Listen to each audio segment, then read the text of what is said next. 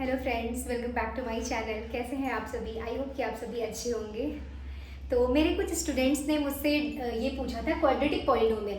हाँ, मेरे कुछ स्टूडेंट्स को क्वाड्रेटिक पॉलिनोमियल में थोड़ी डिफिकल्टी हो रही थी, तो उसको मैंने यहाँ पे एक्सप्लेन किया है। ये जो कॉन्सेप्ट होता है क्वाड्रेटिक का, ये बेसिकली आपका क्लास 8 से स्टार्ट हो जाता है। आपके क्वाड्रेटिक पॉलिनोमियल से रिलेटेड क्वेश्चंस जो होते हैं क्लास 8 से 9th 10th एंड देन ये रहता है अगर आप मैथ्स आगे तक पढ़ते हो।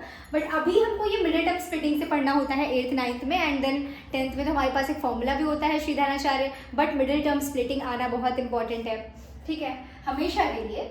ठीक है, तो फिर अभी हम इसको पढ़ते हैं। सबसे पहले देखिए, मैं बता दूं कि आखिर क्वाड्रेटिक पॉलिनोमियल होता क्या है। जिस भी पॉलिनोमियल में, मतलब जिस भी हमारी इक्वेशन में अगर डिग्री 2 है, डिग्री 2 होने का मतलब कि उस इक्वेशन की हाईएस्ट पावर 2 है। जैसे यहाँ पे x की पावर 1 है और ये 2 है, तो इसमें सबसे बड़ी पावर कौन सी है? 2। सो इट मीन्स ये क्या है? क्वाड्रेटिक पॉलिनोमियल है। अगर डिग्री 1 होती है, मतलब अगर हाईएस्ट पावर 1 होती, सपोज दैट ये होता ही ना एक्स स्क्वायर, सिर्फ इतना होता, तो सिर्फ एक ही पावर है, वही हाईएस्ट हो गई, तो फिर वो क्या हो जाती है? वो लीनियर पॉलिनोमियल होता।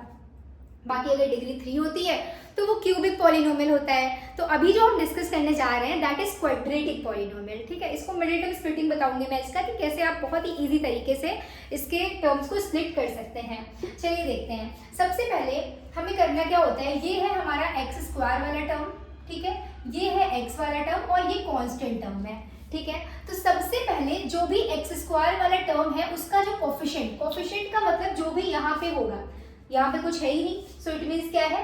1 है। एक सेकंड में इसको डिवाइड कर दूं, ठीक है, यहाँ पे कुछ नहीं है तो ये 1 है। इसको हमें क्या करना है? कांस्टेंट टर्म से मल्टीप्लाई करना होता है। सबसे पहले क्या करेंगे? 1 को आप 12 से मल्टीप्लाई करिए। अब बोलेंगे 1 को 12 से मल्टीप्लाई क्यों ही करना है, वो तो 12 ही रहेगा। बट ये मैं हमेशा के लिए याद करा रही हूँ कि बिकॉज अभी जब इससे बड़े वाले थोड़े क्वेश्चंस आएंगे तो मे बी यहाँ पे 3 4 5 6 कुछ भी हो सकता है, तो आपको सबसे पहले इसके कोफिशिएंट से कांस्टेंट टर्म को मल्टीप्लाई करना है। जब हमने किया 1 मल्टीप्लाई 12 तो हमारा आंसर 12 ही आया। अब इस 12 के कोई ऐसे दो फैक्टर सोचने हैं जिनके बीच में ये वाला ऑपरेशन लगाएंगे जो यहाँ है प्लस, जिनको प्लस करके ये वैल्यू आ जाए, ठीक है। क्या करना है? 12 के कोई दो ऐसे फैक्टर सोचने हैं जिनको प्लस करके 7 आ जाए, ठीक है। तो 1 12 से भी 12 होता है, लेकिन 12 और 1 को प्लस करेंगे तो 7 नहीं आएगा, है ना। तो और क्या होता है? 2 6 भी 12 होता है, बट 2 + 6 करेंगे तो 8 आ जाएगा। अब देखिए 3 की टेबल में भी तो 12 आता है, कितनी बार में? 4। और 3 और 4 हमारे ऐसे ही नंबर हैं जिनको अगर हम प्लस करें तो हमें 7 भी मिल जाएगा। तो हमें हमारे रिक्वायर्ड फैक्टर्स मिल चुके हैं, है ना। सबसे पहले हमने क्या किया? एक्स स्क्वायर के कोफिशिएंट से इसको मल्टीप्लाई किया, ओके। और फिर उसके बाद क्या सोचा कि इसके ऐसे कोई दो फैक्टर जिनको प्लस करके ये आ जाए, तो वो मिल गया हमें 3 और 4 को प्लस करेंगे आएगा 7। अब ये फैक्टर्स मिलने के बाद ही स्टार्ट होता है हमारा काम। सबसे पहले इस वाले टर्म को हम एज इट इज लिखेंगे, ओके। देन इस 7 को ही तो स्प्लिट करना होता है, मिडिल टर्म स्प्लिटिंग इसे ही बोलते हैं। ये मिडिल टर्म है, इसको स्प्लिट करना है। और किसके टर्म्स में स्प्लिट करेंगे? 3 और 4 के टर्म्स में। 7x ना लिख के अब क्या करेंगे? प्लस 4x प्लस 3x और फिर प्लस 12 एज इट इज, ठीक है, इज इक्वल्स टू 0। अब हमने देखिए क्या किया, इस 7 को 4x प्लस 3x लिख दिया, plus 4x plus 3x, because इसका भी तो मतलब 7x ही हुआ ना। 4x प्लस 3x करेंगे तो 7x ही आएगा, ठीक है। तो अब क्या करेंगे? इन दो में अलग कॉमन लेंगे और इन दोनों में अलग हमें कॉमन लेना है। इन दोनों में कॉमन लेंगे तो एक्स स्क्वायर और x में क्या कॉमन है? x कॉमन है। अब जब एक x बाहर जा चुका तो यहाँ पे एक x बच गया, प्लस 4x का x बाहर गया है, 4 तो बचा ही हुआ है ना, as it is. Then 3x और 12 में ऐसी कौन सी टेबल है जिसमें 3 भी आता है 12 भी आता है? पहले तो ये वाला साइन एज इट इज लिख लेंगे, जो भी यहाँ पे साइन होगा वो एज इट इज यहाँ पे नोट कर लेंगे। अब 3x और 12 में क्या कॉमन है? x तो इसके पास है बट इसके पास नहीं है, तो x तो हम कॉमन नहीं ले सकते हैं, ठीक है।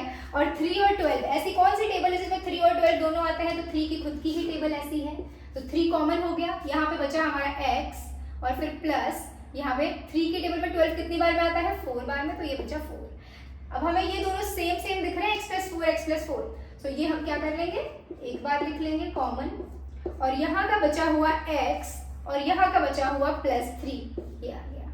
तो ये आ गए हमारे इसके फैक्टर्स। ये हमने क्या किया? मिडिल टर्म स्प्लिट करके इसको सॉल्व कर दिया। अगर हमें इसके रूट्स निकालने होते मतलब सॉल्यूशंस, तो एक बार इसको जब 0 के इक्वल रखेंगे, x + 4 = 0, तो वो x की वैल्यू -4 आ जाएगी। इसको जब रखेंगे तो x = -3 आ जाएगा। तो ये दोनों हमारे जीरोज या फिर सॉल्यूशन या फिर इसके रूट्स भी हो सकते हैं अगर फाइंड करने हुए तो, ठीक है।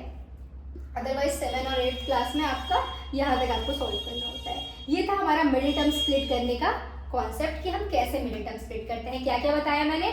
सबसे पहले x² के कोफिशिएंट से कांस्टेंट टर्म को मल्टीप्लाई करेंगे, जो भी मल्टीप्लाई करने से आएगा उसके कोई ऐसे 2 फैक्टर सोचेंगे जिनको ये वाला साइन जिनमें अप्लाई करना है, ये वाला ऑपरेशन प्लस करके ये लाना है। तो वो हमने 3 और 4 सोचे, प्लस करके 7 आ गया, इजी, ठीक है। ऐसे ही अगर यहाँ पे हमारा ये वाला क्वेश्चन है 2x² + 7x + 3, तो 2 मल्टीप्लाई होगा 3 से, 2 × 3, 2 3 = 6। अब 6 के ऐसे फैक्टर सोचने हैं जिसको प्लस करके 7 लाना है। तो 6 का ऐसा फैक्टर जिसको प्लस करके 7, तो 6 1 ही 6 है, 6 + 1 करेंगे 7 आ जाएगा। तो सेम इसी तरीके से 7x के प्लेस पे हम 6x और 1x को पुट कर देंगे और बाकी कॉन्सेप्ट एकदम सेम रहेगा। आप कोशिश करिएगा ये वाले 2 क्वेश्चन करने के, अगर आपसे सॉल्व होते हैं तो ठीक है, अगर नहीं होते हैं तो आप बताइएगा, मैं फिर से हर एक टाइप के और भी क्वाड्रेटिक इक्वेशन के कॉन्सेप्ट्स को बताऊंगी। Okay, thank you.